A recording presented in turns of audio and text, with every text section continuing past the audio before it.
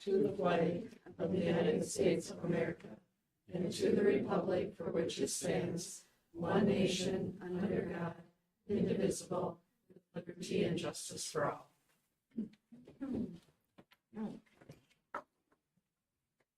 Item 3.0, approval of the agenda. Any additions or deletions, and I need a motion? So moved. Deb, second? Second. Is that you, Carmel? Yep.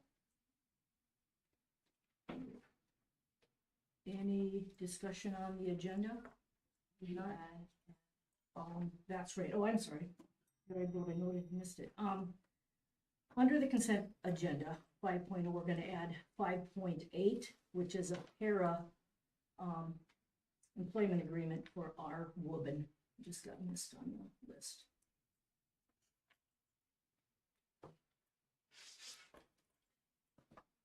All right, anything else? If not, those in favor of approving the agenda, say aye. Aye. Those opposed, nay. Okay, 4.0, public comment. We have 3 people signed up for that, 3 minutes each. First person is Kayla Kipling. Where do you want me to sit here? You can stand there if you want, or wherever you're comfortable. Okay, okay. All right, so I want to start by asking God to be in the room with us. May His Spirit guide the words spoken and the outcomes of today's meeting. I've already sent Mitch, Judd, and Sherry an email with lots of concerns, and they've already responded to some of them, so thank you. I've also read through the school board, or the school policies, and found there's a long list of actions that can help with disciplining bad behavior. Part of my job is dealing with discipline at work too, and a lot of times the victim isn't privy to knowing the discipline that's given to the bully, and I understand that, but not all parents do. So I would just ask that you communicate that procedure to the parents during the process. If things don't change, discipline didn't work, the next step should be taken. Sometimes progressive discipline goes fast and sometimes it goes slow. The bully prohibition policy states there's a form. Thank you, Sherry, for already getting the form, and I see it's on tonight's agenda. The policies should also address the timeline in which administration will follow up with the initial complaint. Acknowledging a complaint should take no longer than 48 hours. Another concern is administration should be providing discipline and structure to the district. And it seems there might be too much of a soft approach. Being friendly is great, but being respected is an important aspect of being a leader. Leaders need to be friendly and yet holding people accountable and creating a culture of respect. In your role, it's to help teachers understand they have power with approach in the classrooms. Teachers should be running the classroom, not the students. I'm going to skip for the lack of time. One person had made a comment that parents don't call back. Teachers are mandated reporters. You guys should be making sure that that bully is safe at home too. So if that parent is not calling back, you should be taking every step to make sure that person is okay. The best way to combat bullying is empowering the students to stand together. There's more students, kind students, than bullies. More students than staff. When people shared their stories with me, several of them didn't want to step forward because they feared retaliation, whether it's from other students, the teachers, administration, which is really concerning. So I just asked everyone to check their own bias. When I was in high school, I was severely depressed and suicidal. Now, reading my poems and writings from high school, it was very clear I needed help, and not a single teacher or person reached out to me to ask if I was okay or reach out to my parents. That's wrong. There could have been a difference made a lot sooner in my life if someone would have stepped up. I'm thankful my kids already have had an amazing, caring staff and teachers. I pray often that we continue to get amazing teachers. God uses diversity to create unity, and if we instill that into our kids, so much pain would diminish. I'm not here to place blame or failure on any specific group. I'm here because God placed the burden on my heart, and I'm hopeful that each one of you has that burden now. If all we see is diversity, then we're never going to get to unity. Thank you. All right, next, Jordan, please.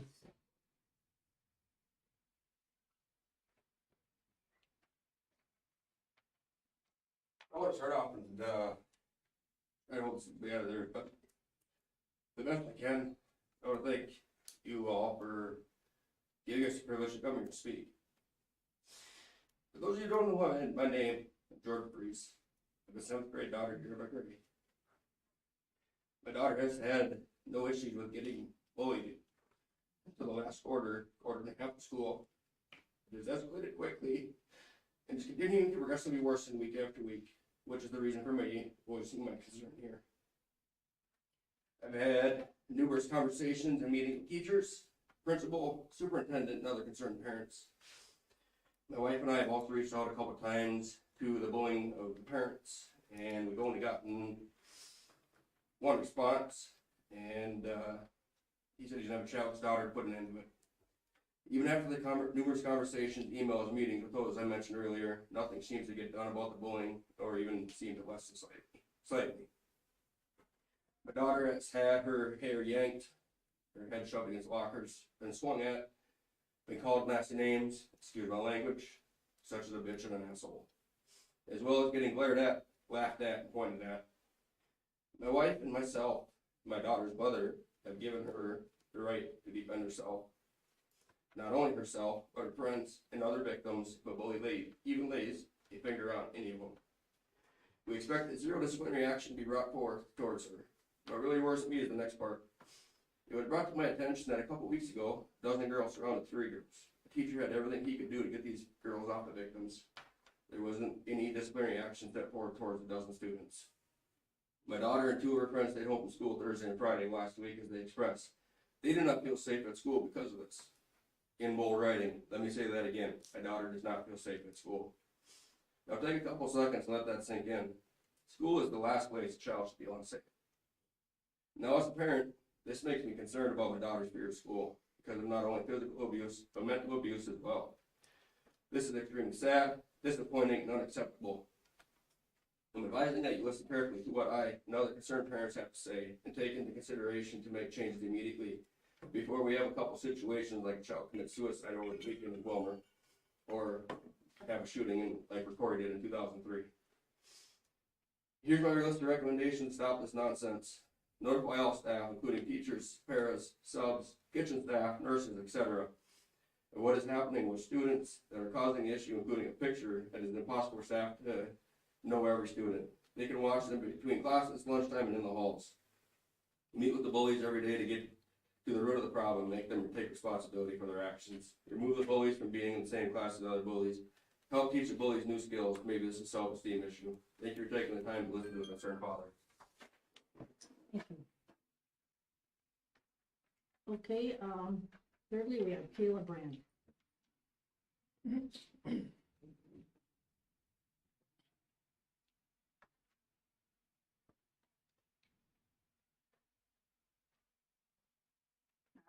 So I'm speaking to you tonight as a frustrated parent of a bullied child. I'm not here to chew anyone out, but rather to share with the board what has been going on in the school in the hopes that they can work with staff and administration to make changes.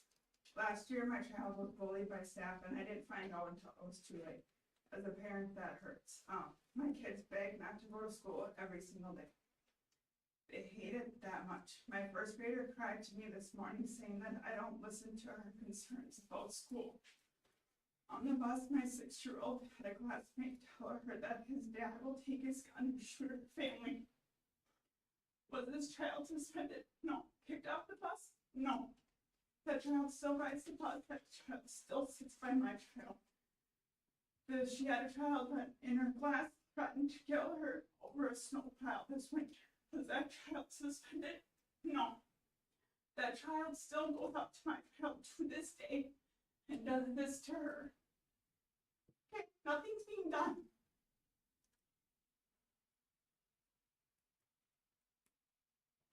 All I'm told with the child that is giving the cutthroat sign is that she doesn't understand what she's doing because English is not her first language. That's an excuse.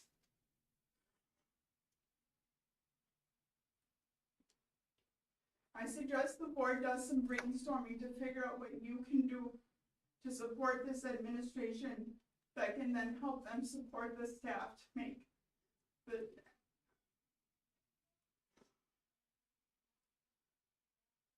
Today's youth are so entitled and our teachers' hands are tied because they are not receiving adequate support. Contrary to what you may think, some staff are frustrated, they are trying, and they're not feeling supported. Not all staff are gonna voice their concerns to you, but rest assured they do have concerns. In regards to threats being made to students and staff, why are we not taking them more seriously and disciplining more seriously? I don't care if it's a joke or the kid got mad, a threat is a threat and should be handled as such. Who's gonna be held liable when one of these death threats is actually carried out? And just a little FYI for IEP students, I did a quick little internet search and a phone call to a special ed teacher in a neighboring district and learned that kids with an IEP can in fact be disciplined and even suspended.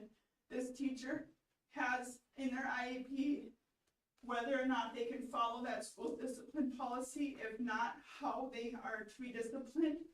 And she has multiple students that have been suspended, some for as much as 45 days.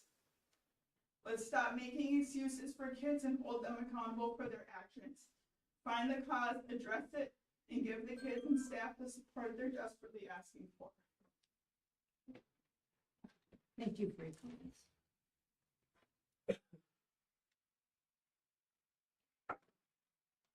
Okay, now we'll move on to the consent agenda 5.0. I need a motion to accept the consent agenda. I'll make that motion. Marmel, a second. Oh, second. Yep. Okay, any discussion on the consent agenda? All right. Hearing none, those in favor say aye. Aye. Those opposed, nay.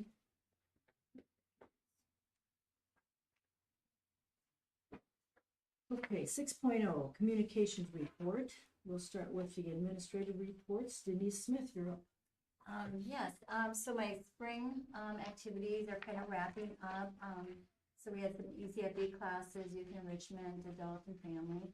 Youth enrichment, a couple highlights. I included a picture of the United Music in there. A highlight from that was Marilyn Grumman, 92, a great grandma to Lindley Thiessen. They played a duet on the piano, and I thought that was really special. So we highlighted a lot of our talent, especially in elementary with piano players, and then also our children's choir. So it was just a beautiful night of that. For open gym, we averaged about 50 plus people at the open gym on Sundays.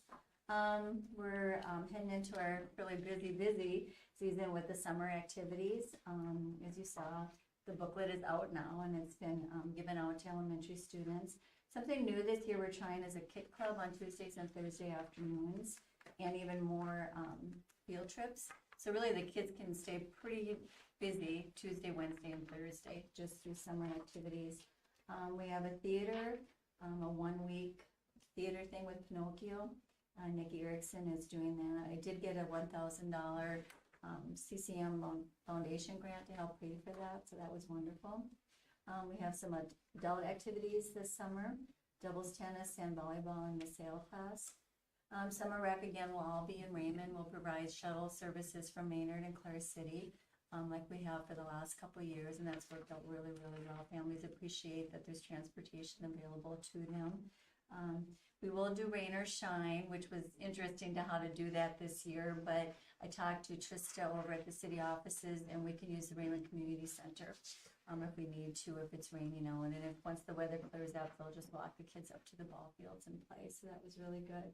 And they've been just really helpful with how summer rec might work over there in Raymond this summer. Night baseball, we've got a full slate of teams. We've got 2 teams at the 3rd and 4th grade level, 2 teams for 5th and 6th grade level, and 1 team for 7th and 8th grade, and that's at night is when those teams play. I gave you a list of the coaches. Without them, we wouldn't be able to have our team, so really appreciate the parents that step up to do that. The Youth Scholarship Fund going into the summer season, which is the highest use for scholarships. It's pretty healthy right now with about a little over $5,200. I wrote a $1,000 CARE collaborative grant. Every now and then we receive private donations for scholarships, and then we did winter concessions for that. Community garden, I had a meeting about a month ago with all the gardeners. All the plots are full. There's 8 gardeners, and then of course God's garden takes quite a chunk of it too. As far as facility use within the last few months, Senex annual meeting was here March 20th. Lions Senior Banquet was here March 27th. They used the high school cafeteria and the auditorium. Briggs Motley had their spring sale here on April 22nd. And the Raymond Rockets, of course, will be using the Raymond Field this summer. The other thing I want to mention is just the 2180 Foundation had their huge fundraiser on Friday night, and as Mark mentioned, we ran out of food. Never had that happen before. Good problem to have, but we'll plan for even more next year. And this online auction really went well. Sometimes people ask, if we could do it in person, but we make so much more money and reach so many more people doing the online, and that's been really successful for that. So, any questions? Thank you. Great. Thank you, Denise. All right, up next, Jim Trulock. He's not here, is he? No. All right, have the written activities director report here. Activity participation numbers and a note about the students that attended the national BPA competition. Nice time there. Fortunately, no McRae students made it in the top 10, but try again next year. All right. Let's see, next is Mitchell Kent. All right, good evening, everybody. I'm going to keep things short and sweet tonight compared to usual. Hiring wise, we are back to full strength on the elementary side. We've got Amy Schwab is going to fill in for Amy Strunk's 1 year going forward for starting next fall. And we hired Tori Gratis as a 4th grade teacher. So she will be joining us as well. Board visit day last Monday went very well. I was able to tour around with Mark and John, so thank you, gentlemen, for joining us. I won't touch too much on that. I'll let them go a little bit more in depth, but I do thank all of our staff and students for allowing us and to join them in their classrooms and check things out. We did get I feel like a wide array of everything from some lunch times to preschool, kindergarten, up to some high school courses as well. So I had a good time. MCAs on the elementary end, we did complete those at the end of April on the 26th, so that's always a nice thing to kind of get checked off the list and kind of open up the last month of the school year here. We had our first, we've done a walk to school day, but we did walk and bike to school day here last Wednesday. We went from the community center on to here with the help of the Chippewa County Sheriff's Department, Clare City Fire Department. So we appreciated the help of them. Superintendent Bertieres even joined us on her bike for the ride over. It was about the first nice morning we've had in probably all spring, so it was perfect timing for that, and the kids enjoyed that as well. So we'll probably make that a twice a year event, and in September, October we'll do walk to school day here again. Elementary concert, first time just because of the weather this winter we got to have a full matinee and evening performances, so a lot of good things there. We'll kind of regroup, and I'll talk with Ms. Bollivant and the rest of our staff and see what we can do to improve that going forward.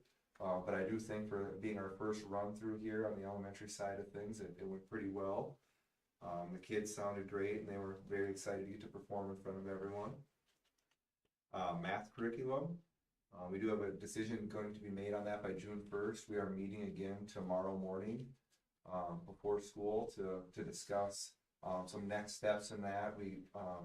Beth Gustafson got us some more materials for the staff to go over and look through, so we'll discuss that and see if we can either go forward with one of them or maybe have a little bit more conversation here too going into the rest of May. And the last thing I have is we do have Ag Day scheduled for Thursday, but I have been in talks with our ag department on some possible rain makeup dates, just looking at the weather forecast here for the rest of the week, so we're working on some possible dates with that as well. That's all I have for tonight. Does anybody have any questions? On your math curriculum, is that K-5 that you're, Yes. that will switch? Yeah. Anything else? Great, thanks, Mitch. Thank you. Next, we have Jen Wheatley. Thank you. Good evening, everybody. I do have a couple updates that were not on my graduation information. A little update on the ticket. It's been interesting to see what the ticket scenario is looking like for the auditorium. Since we switched over to that, all families having their share of tickets. Some requesting, we've had some open in the 20s. We've had some that are 3. And so far, through 3 rounds, we're at 344 seats out of the 500 that are in the auditorium. So we opened it up to staff to see if anybody would like a ticket to be able to do that. And then I think we'll do another round for families to see if there's any more interest that maybe they've got some extra family that they would consider inviting, knowing that there's more seats for them. And so we'll get there, and it's been a really smooth process, and big thanks to Sue for leading the charge on that. And then Purple Rope. So Purple Rope for Service, students completing 120 plus hours of service time. It's been fantastic. We have 9 individuals who have qualified for that honor. They will be receiving the award at the award ceremony on Wednesday, May 31st, and we'll for graduation on Friday the 2nd. So, and then kind of I should have ended with the positive stuff, because what I'm going to share with you now is a little more alarming. We had the Narcan naloxone conversation that was going last month. I attended a webinar presented by MDH, and they shared some information. I want to share the information with you because the sense of urgency for me was magnified just because of what the information they had to share, not knowing, you hear about it on the news and that kind of stuff, but until they talk about what it's like for kids in particular, it definitely becomes much more alarming. So, like I said, April 20th, I sat in on the webinar. They said that in 2021, so we're looking at 21 numbers, were about 844 non-fatal hospitalizations in the 15 to 19 age bracket. And so when you're talking about high school kids in particular and their access to items that could potentially have fentanyl in them, then that's much more alarming. It was a 43% increase from living in the 1900s, holy cow, from 2020 to 2021. So 43% increase in 1 year. Wow. American Indian students are 10 times more likely than white students, and black students are 3 times more likely than white students to be exposed to fentanyl products. Of course, they talked about the MSBA 516.5 policy and the importance of that for all of us and for you as board members. Scary thing, fentanyl has been found in vapes. And so that's something that's always on the radar. And then lastly, the final piece of information they shared is that when it comes to products that contain fentanyl, typically they're street products, and they're estimating at this point that roughly a quarter of all street-made pills contain fentanyl in them, so that they could give that extra high. So, like I said, alarming information. I wanted to share it with you just to create that sense of urgency, and as we work towards that policy and that kind of stuff. So, like I said, I'm going to end on a downer, but it's very realistic. Any questions for Jordan? So as part of that training, were you able to get information as to how you could use Narcan? Some of the trainings, they also pass it out and then. Yeah, so this as a webinar, they talked about how it would be available. It was not a Narcan specific training that was available. We have had some conversations with Laura Damon, understanding about that and what that could end up looking like, but very, very cursory conversations at this point. All right, any other questions for Judd? Thank you, Judd. Okay, Sherry, you released. A lot of my report has to do with starting negotiations. We have been advised by MSBA just to wait.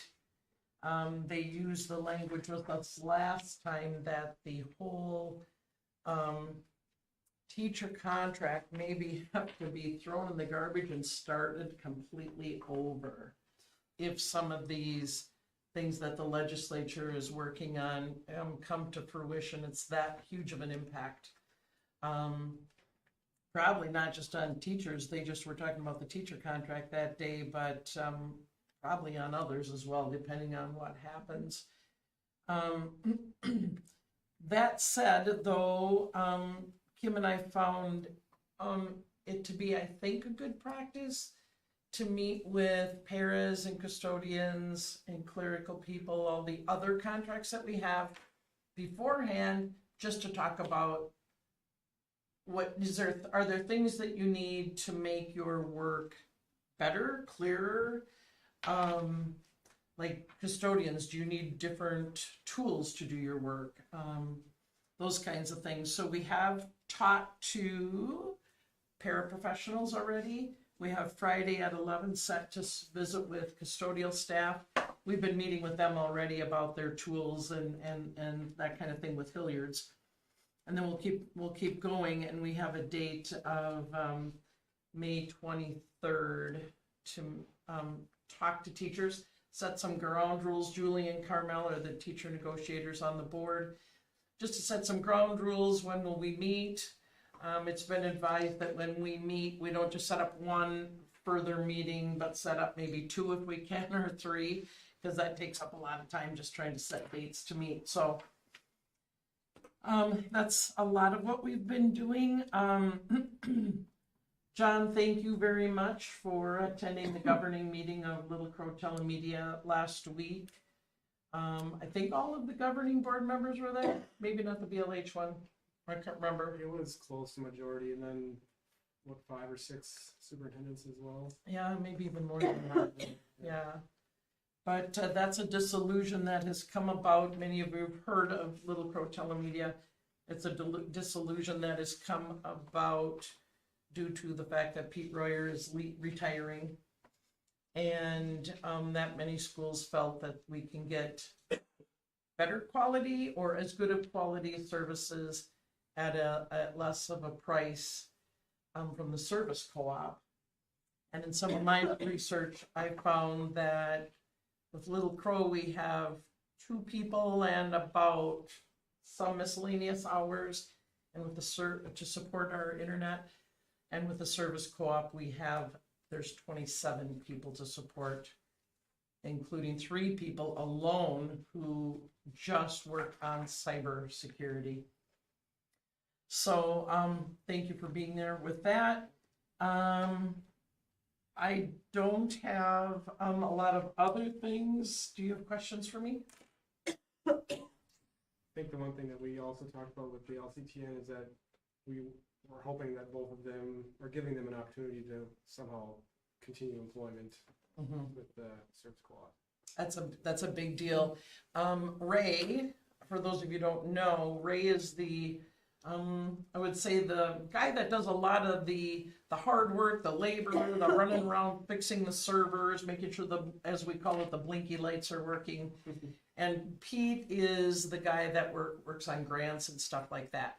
Pete has a 2-year contract to finish up through June of 24, and Ray has been offered a position with the service co-op. So trying to take care of both of those guys who have done good work for several decades. So McCray will no longer be doing the management like we were doing with LCT? All right, we are the fiscal hosts. We still are? Yeah. We still will We be? will be Through the, Yeah. but not for the next one? no, then Okay. it's done. Okay. All right, any other questions? No? All right, thank you, Sherry. Okay, 6.2 is committee reports. Let's see, you have the POC on there, and that's me and Carmel. The only thing we've done this month is we signed the purchase agreement with Raymond, City of Raymond, for the property over there. And so now we're waiting for that, the next step on that. Anything else? Anybody has on that? Which is the quit claim deed is Is that the what other thing we're the waiting for. claim deed? Okay. Yeah. And if you don't mind, No, go ahead. Ardell and Go I ahead. talk to each other sometimes twice a week, sometimes once a week. And today he just reached out, he would like our school district certification of liability insurance. And our kids are covered wherever they are through our insurance, so they could be on a field trip to Outer Mongolia and they'd be covered, so. Playing baseball over there, Kim's gonna help me get that ready and get that to him. And, yeah, they sent their $1 check over. You sure it's good? Yeah, I really wanna go on record as saying it has been a pleasure working with Ardell. And, I say it's been a great working relationship. I really appreciate working with him. Smooth transition, I'll say that too. Julie, wondering, has Chris gotten anything back at the last meeting? I had asked if he could put some plans together. Instead of spending all of that money on the track and artificial turf and whatnot, if we could look at a special ed wing. I Do you know didn't where get he's at with anything that? from him. Did you hear anything from him? We, he had a meeting in DB tonight and he passed through here and stopped quickly. But he had some other questions for us this afternoon. And so we don't have a complete answer yet. Okay, But we have talked to him about it, but okay. just didn't know, like, are we talking about how many square feet? Connecting to the building, those kinds of things. Okay. Yeah, I'm sure if I you could get ask him to make information. sure that the special ed teachers are included with some of the thoughts and ideas that are suggested, they know best. Right, well, I'm guessing he needs more information to put a number to something. He's gotta know what that something is, so. Yeah. Correct, and the special ed teachers could probably give him some information as to what that something What they're else looking could be. for. Yeah. Yeah, okay. Thank you. Okay, any other POC items? If not, we're gonna go to 6.3, which is the open board discussion, and 6.31 is board visit day reports. So I will start with that. And I was at the high school, Judd and myself, and kind of give you a rundown of some of the things I saw anyway. Stopped at Bryce Olson's high school math classroom and they were talking about statistics and probabilities, and they were doing a fun little hands-on exercise where they were making carnival games and using the math and the statistics to figure out the probabilities of actually winning when you play those games. So that was Or losing. Or losing, exactly.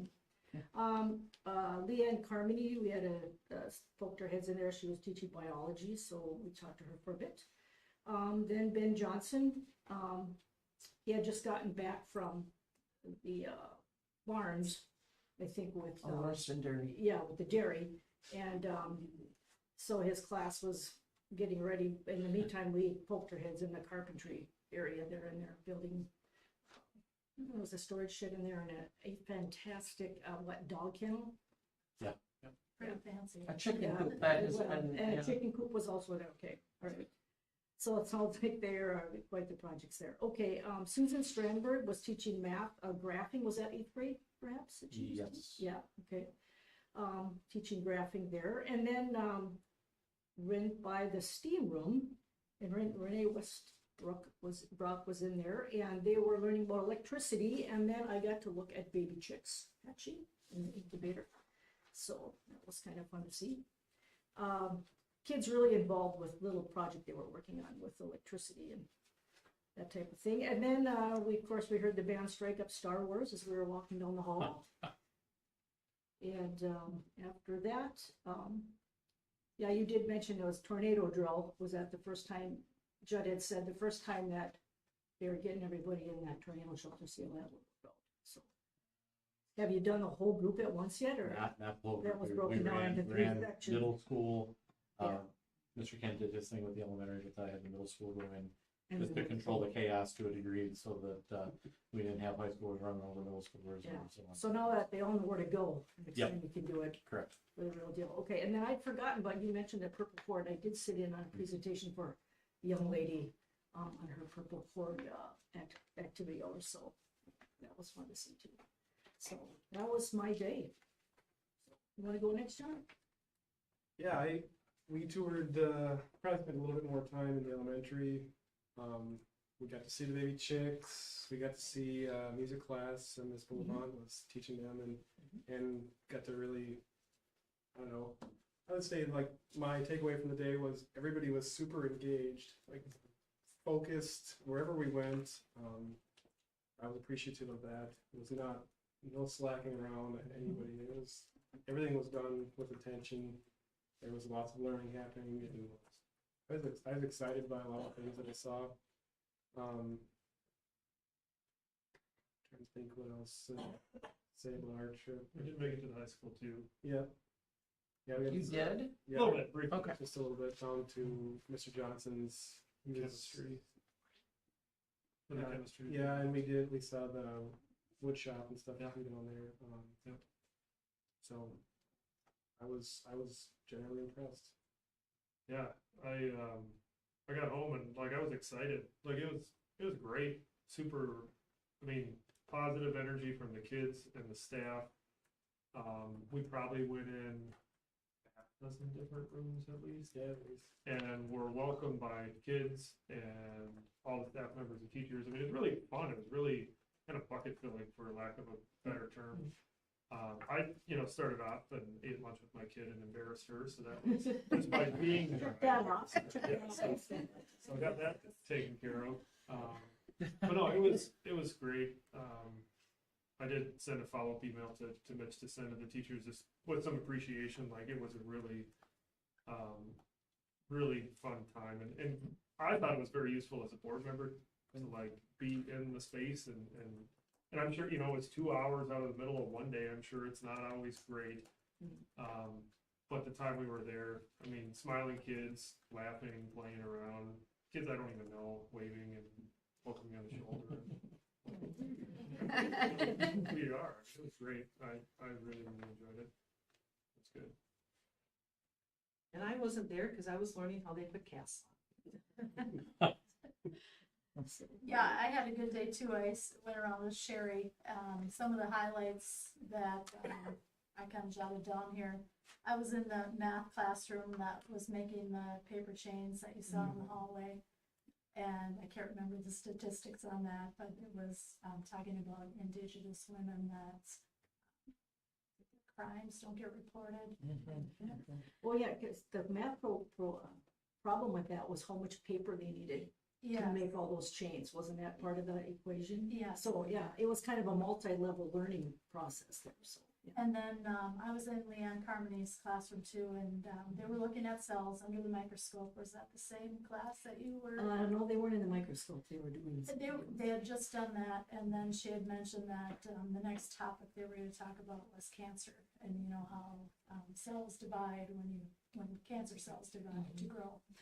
And then the other thing that we visited with the middle school counselor, and one of the things that stuck in my mind, what she said was just the increase in mental health that they're seeing with the students, and how closely she actually works with our school nurse. Some kids are physically sick. Their mental health issues are making them physically sick, so they're kind of working hand in hand with those students on that. So yeah, but otherwise, I agree with Mark. It was a great day. One of the things I really noticed was the passionate teachers that we have that really care about the kids. So. Did you have something from Scott? Did you leave your note? No, and I thought he was gonna be at Lauriston Dairy that day since our kids were coming there, but I don't know if he got there. Oh, okay. Well, I'm just gonna reiterate here some thanks to the teachers. Thanks to our teachers and the paras for all the hard work they do to prepare our students for the future. And I know that a lot of our staff uses their skills in other ways too, as coaches and advisors for our extracurricular sports and activities at BPA and FFA and knowledgeable and drama and all those things. So kudos to you for the job that you're doing there. And thank you too for your patience and work in making the move over here this fall. That was a lot of work, took a lot of time, and to get us over here into this building. So it's been fun to see how the new facilities are being used, and we're taking advantage of them. So hopefully we can continue to do that so we can use our facilities for education for our students, so. Anybody else have anything to add on your teachers? Yeah, I would just agree with that. Kudos to the staff, and I don't know if they always realize the important person they are in our kids' lives. I know that from my own experience. I can remember different things about a lot of my teachers and my kids as well. Yeah, and just to kind of reiterate what I was seeing too in the elementary, was just the general positive environment. And I think, you know, kids are usually pretty fun and playful, but I mean, just that it was a culture of learning, it seemed, and a really positive environment. And that starts with teaching staff and you know, everybody in that building to make that work.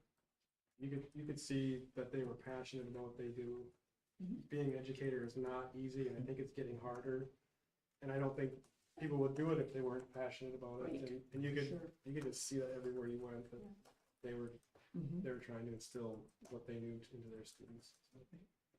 Right, and then, you know, the creative ways where they're introducing like math with real life scenarios, or a lot of kids, sometimes that's hard for them to understand why they should learn something or how they can use what they're learning. So that's good to see that the connection's being made there. So. All right.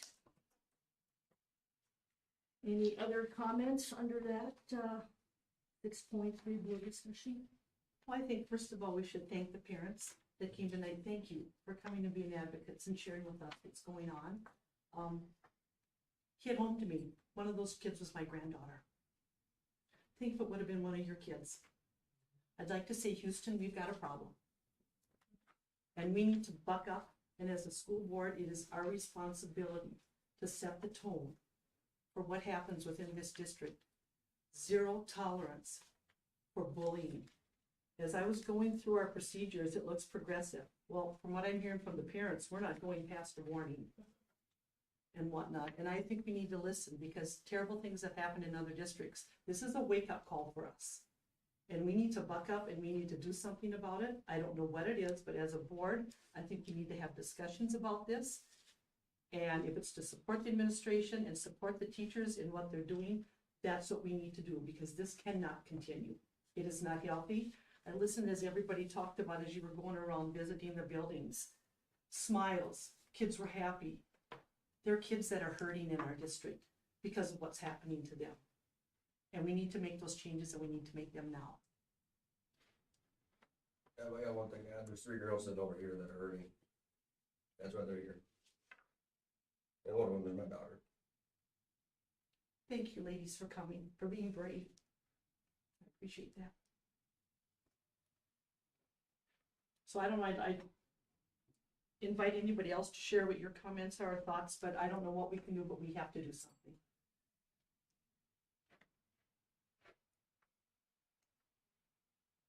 All right, any other comments? I want to thank everybody for coming. Some of you I've had the good fortune to visit with. Some of you I haven't recently. Jordan, thank you for the visit the other day, and you as well. I can't remember your first name, I'm sorry. Thank you for reaching out. I feel like we've had good conversations, and Mitch and Judd and I have talked, and you will see an update of our policy. You will see, Jordan, some of the things that you and I talked about. I know that Judd has covered with you. Our teachers, I gotta commend our teachers. Mr. Wheatley reached out to them and said, we have got to cover the halls more. And sent out a Google Doc. I loved what I saw. We thank you for pointing out from your perspectives. I mean, we have to see the perspective of everybody. Thank you. And I will ask, please reach out. Please reach out. And if it means repeatedly and you're not seeing satisfaction, continue. Please. You're all important to us. All of you students are very important to us. And you reach out too. You'll see on the back of we created a form. I think that idea came from you. Let's have a form out there. So Judd's office has one, middle school office has one. Mitch's office has one, and we'll make sure the teachers know about it too. But, so this is very important to us. And I would propose that we put an awareness out to the board on a monthly basis. And so that you know, and I would also ask all the board members, if you hear of something, let us know. Please. I think we can have the best policies in the world, but unless they're implemented and unless they're specific and procedurally laying out what you can and can't do, it doesn't mean crap if we've got policies that are just sitting there. And I think going back to what I heard today, it probably is more than just a warning. And I heard from one parent that said their daughter was asked to stay home for 2 days just to give it a break from the bullying. That's not okay. The victim should not be the one that ends up being the one at fault. And I think there's more parents, but they just didn't want to come tonight because of fear of retaliation, like was stated. Okay, all right, thank you. We'll move on to business items. 7.1, the first and final reading of policy 401, which is the equal opportunity and equal employment opportunity. So can I get a motion on that? So moved. All right. Can I get a second? John? Second, Carmel? Second. All right. Any questions or discussion on policy 401? So I'm just wondering, with all the policies that are coming out, many times if there are changes or whatnot, they're in a different print color? There didn't seem to be many changes on this. I looked at it. Okay. So there weren't any, or? They were just changing the statutes was all. Nothing that applied to the. And then we changed the names. I just felt it was important to be specific on the dates that I go off and Josh comes on. Is his email working already or not yet? Josh's Josh's email is email that is we're finishing functioning. once in a while. How do we explain that? Well, first of all, I'll say this, he's still employed by another district, Right, so, I think, didn't you say that stuff goes to him? Yeah. I don't know how to describe it, but it won't like show up, if I send him an email, it won't automatically show up again? Yeah, when you start, normally when you're in your school, you start typing a name, like you start typing JESS, it's gonna fill Jesse Westbrook. Hey, we'll email him. Josh isn't doing that yet, just because. Okay. Stuff can pile up there, and he'll get it when he gets here. Yeah, I'm not Yeah. saying for my own personal Uh-huh. information here, but just if it's printed here, somebody might accidentally try and contact him or whatever. I'm just making sure. Except Well, we that's why put we the tried dates to up. put the dates. So Okay. yeah. Hopefully they read the dates. All right. But what you're saying, Jeff, is if somebody does send him one, he's gonna get it eventually. Yeah, when it becomes active. Yeah. Okay, any other questions on that employment opportunity? That's an update, I'm guessing, on policy 401, so. If not, those in favor say aye. Aye. Those opposed, nay. Okay, 7.2, first and final reading of policy 401.5, which is employment procedures. We need a motion on that. We'll make a motion. All right, Mark, second. I'll second. All right, Carmel. Any discussion on that one, employment procedures? Again, just the This statute one is changing? brand new. Okay, Brand new, okay. there were some similar verbiage from the previous one. Yep, this one's brand new. Okay, any other questions about that? If not, those in favor, say aye. Aye. Those opposed, nay. Okay, 7.3, the first and final reading of policy 514, which is bullying prohibition policy and a form So I need a motion.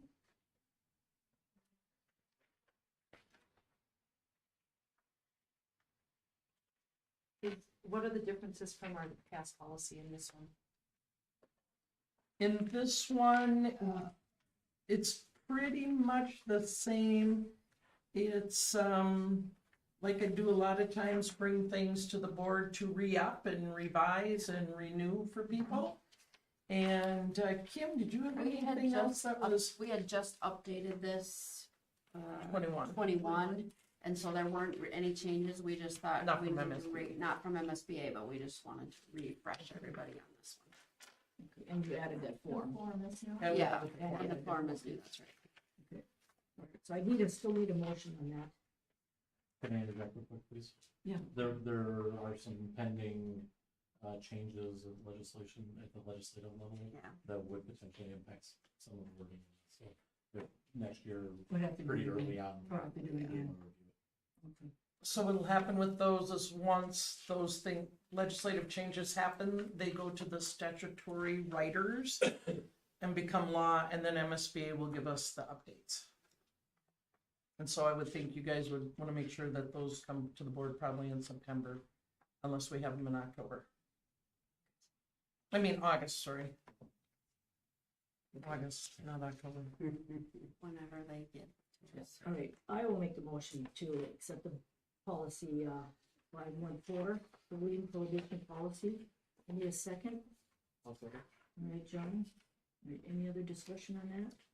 So I'm just wondering, like, policies many times are the overarching of what you're gonna do, and the procedures are secondary to that. And many times they're not included in policies, but they do have procedures, reporting procedures in here and other procedures. I'm wondering if there's a way, and I know we generally use what MSBA has, but if other districts, if we could look at possibilities for under 5C, where it talks about after completion of investigation, what actions can occur. And really defining those a little bit better, like maybe after X amount of instances, you're gonna be blah, blah, blah, blah, blah, or whatever. I don't know if the administration is not comfortable with what's listed there, or if they're not sure, if we can move on from warning to suspension to exclusion to expulsion to transfer, remediation, termination, or how are those all determined? It's very vague and it's very subjective. And I know when you're dealing with kids and people, many times that's the groundwork that you play within. But I think we need a little bit more concrete, because then if things are happening repeatedly, there should be actions Yeah. or I think repercussions. the policy just needs to be acted on to a discipline policy. These are the Oh, thank you for doing your homework. You're welcome.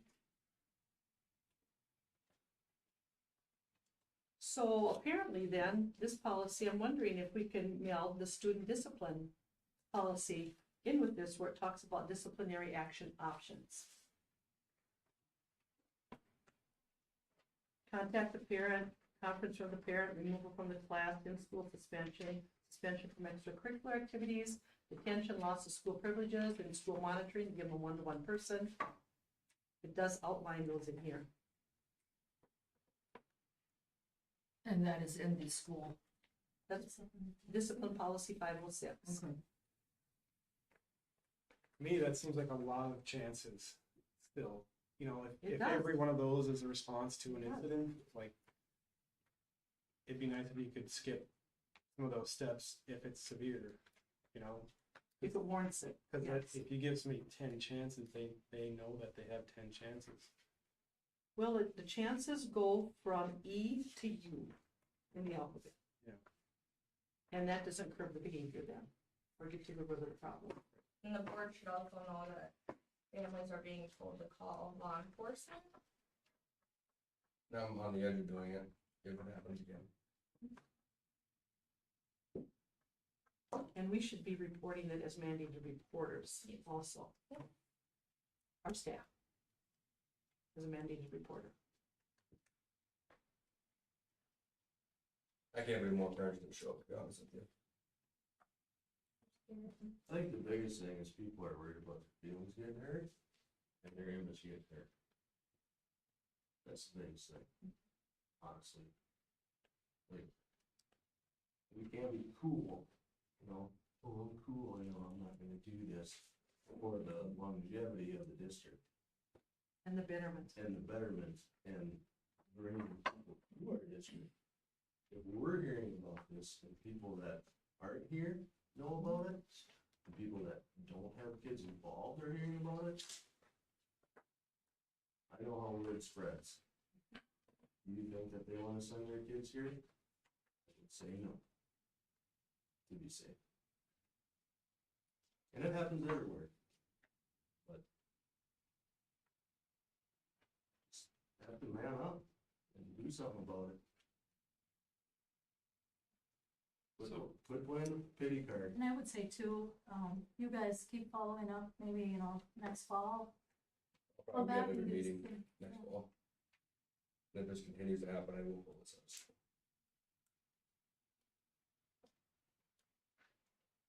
So what do we have as like,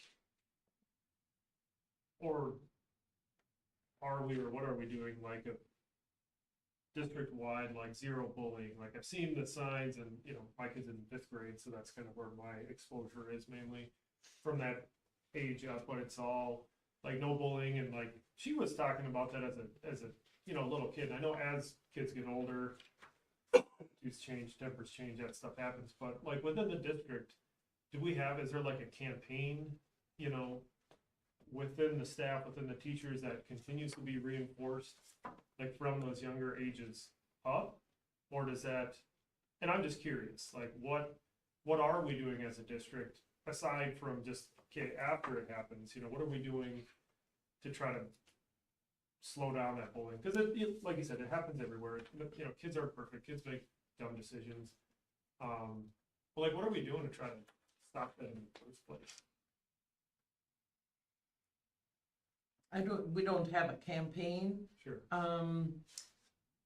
Well, there's that, the pride stuff. Sure. The three of us we discovered some Title IX posters that I believe can be the start of a campaign, because it teaches more than just bullying too, and that is just being good and kind, right? Let's start with just being good to each other. And what does that mean? What does that mean in a relationship? With a girl who's being abused by a guy or manipulated. I mean, that's just the start of a conversation. That's just this. I'm not saying it's the whole solution. So. And I think the consequences, you know, if the offenders are continuing to be allowed to offend, then there's no. There's gotta be There consequences. has to be It's gonna consequences. keep happening. It'll be perpetuated, Yeah. and kids, word travels fast with kids too. If somebody gets sent home or something happens, they're gonna talk to their friends about it, and hopefully that could be a start of thing, if we can start doing some of that stuff. Well, like Jordan said, most of the time, the victim is getting penalized. And that's not teaching anybody any life lessons at all. And then you're not following your own policy. Yeah, I think people get frustrated because it seems like these things take so long to work through, and there's so many hoops that have to be jumped to, but there are some legal requirements to disciplining students that we have to follow too, so that is frustrating as well. And it stretches out this timeline for what looks like maybe something's not happening when it should be, so there's lots of things, lots of balls in the air that have to be juggled when you're dealing with something like that, so we need to take a look at making sure we do what we can to make sure that it gets stopped, and people who are involved get have to take what I should say is responsibility for their actions, because that's what it comes down to. Anybody else any comments? Is that the reason it hasn't been dealt with in a good way, is because it's too hard? Because it's too much work to deal with it? No, and I wouldn't say it hasn't been dealt with, because I know there have been a gamut of punishments, I'll call it, disciplines, that we can talk about. I know in my previous job, people wanted me to post when a kid got in trouble and what they got, and so no, there's suspensions, there's detentions, there's different levels of suspensions that are happening.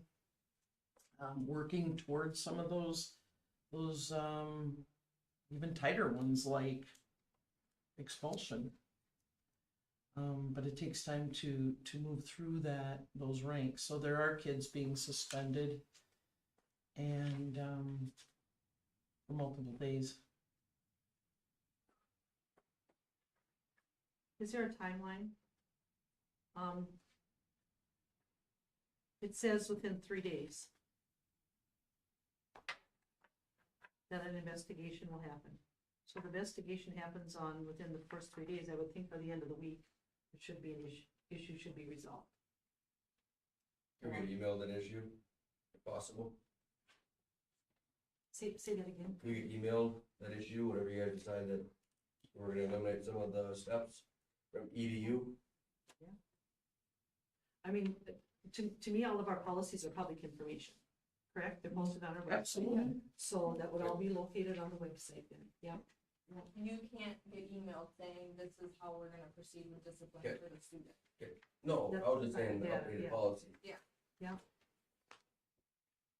And then again, it's having the appropriate documentation, so that if, I mean, the parent, I get that, you gotta visit with both sides and whatnot, but, if it's repetitive, it's like, how many times do some of these poor kids have to put up with that? Well, then making sure that all of the documentation is done correctly. With someone overseeing that or making sure that it's. And where is it just kept, where is passing, it stored? How are social workers involved with this? Are they able to go to the family's home and visit with the parents about it, or who does that piece? At the beginning of the year, I worked on an experiment to try and get social workers into the home, and parents wouldn't allow it or didn't want to talk to the social worker. Ann Wendorf is one that I hired with ESSER money. And that was one of my goals with her this year, was to reach out to parents, not just in bullying, but in daily interactions when kids might be rude or something. And parents didn't want to, some parents, I don't want to say all, some parents didn't want to talk about it. I think that has a lot to do with a lot of the parents probably think that their kids aren't bullies and they don't wanna It deal went with there it back at you. and take on that step where, oh, my kid is wrong, that means I'm wrong. I mean, a lot of kids' behavior comes from home, honestly.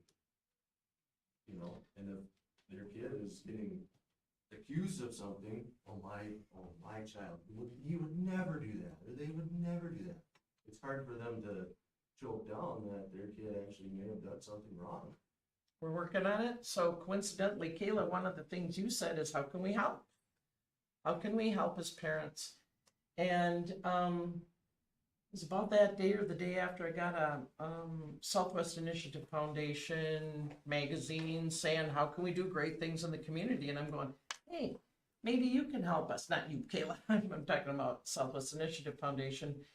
And then I also thought about Pact for Families. Mitch attends our Pact for Families meetings, and I was hoping that we could reach out to them to see if some neutral people, maybe not school personnel necessarily, that they might be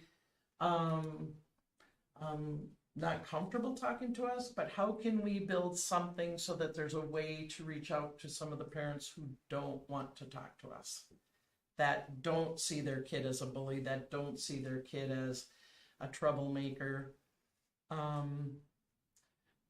Attendance is another issue that some parents just let it go, and their kids get into great attendance issues. So it's one of the things that has been a goal of mine, is how do we reach out to these parents?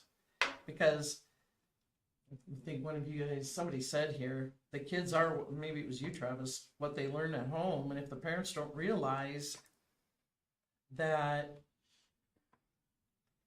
the things that we hear about what kids tell about, at home, and so you do a mandated report like Debbie talks about, and we don't know what happens with that, but we need to work on that. So it's an initiative that I hope is more than an initiative ultimately, and I will reach out to Kayla and ask for help. What might that look like? How do we get a parent who might not be a threat to go and talk about, how can I help you get your kid to school? How can we talk about, the first time I heard a parent say to me, when I said, take your kid's phone away from at 3 o'clock in the morning, and they said, you mean I can do that? The first time I heard that from a parent, I went, that's why some of these kids are coming to school tired, because they're in bed with their phone, they're playing games with their phones, they're doing TikToks with their phones, and this is where this all brews. It all brews there, and that's one of the, and I heard it again not too long ago. You mean I can take the kid's phone away? I said, would you pay the bill? Did you buy that phone? Then take it away. Why are phones allowed in school? Because we have Period. parents that threaten us for theft if we don't give the kid a phone back. They can get it back. and they No, take- if we're holding it, it's theft because it's their phone that they paid for. These are the stories we hear. But if it's a story, have you ever actually done it? Called the police and say, if I hold this kid's phone, I mean, when we were in high school, you guys held our stuff and it was what it was. We got searched. Yeah. The teacher heard the phone go off. All right, everybody stand up. I want to see your pockets. Done. There are districts that stand with the basket by the door and the kids put them in there with their names on and they get them when they go. Yellow Medicine East is one of them. Our daughter went there. They couldn't have a phone in the school. They brought it in, throw it in the basket. You're done. You pick it up on your way home. even have backpacks. So, I mean, phones are huge for local. I could be talking about her to him on a phone. Nobody knows. And they're, ooh, giggle, giggle, giggle. And then it just escalates. Just bruise and bruise and bruise.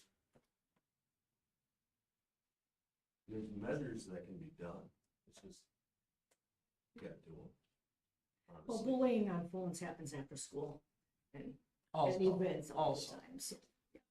Happen during. So we're Well, it trying does to- too, what I'm saying is it happens whenever a kid has an access to a phone. But as a board, you're trying to prevent it in the school, correct? Oh, yeah, no, I'm Not not in saying that's school. not a bad idea, but I'm saying it's not a cure-all. I mean, we can do as much as we can, and we should do as much as we can, but there's still no guarantees that it's gonna stop everything. It ain't gonna stop it everything, but it's gonna stop an Hopefully- everyday thing, Hopefully, or twice a week thing, phone calls I get. hopefully. And I'm busy at work and I have a hard time answering my phone. And I get a phone call, I hold my breath because I don't know what's gonna happen.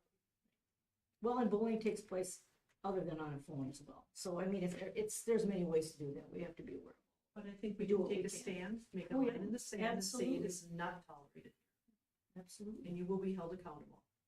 Do we have a phone policy, cell phone, or has it just been, I mean, more and more kids gradually bring them, we just set some rules and some boundaries, or is there anything firm that, I hate to say this, but I survived going to school yeah, in 1970s without a phone.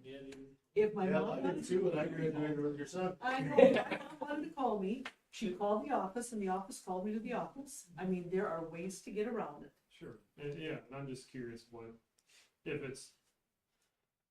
if what we're doing is just based on like historical precedent, or if we have anything.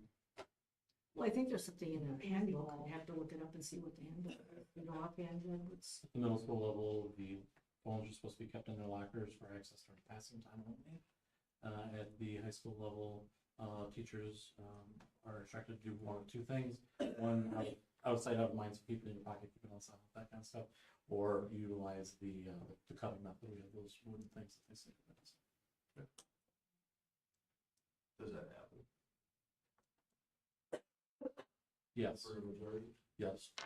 It's so easy to sneak the phone. Well, now you have They end up in waistbands. keys. I think we should do an experiment on ourselves for 2 years. Well, no, we didn't vote yet. All right, we're gonna have to vote on, 7.3, policy 514, so those in favor say aye. Aye. Aye. Those opposed, nay. Right, that motion carries. Okay, upcoming meetings are listed below there, June 12th, July 10th, and August 14th. And I need a motion to adjourn. So moved. Deb, second? Second. Carmel, all right, those in favor say aye. Aye. Aye, those opposed, nay. Right, the motion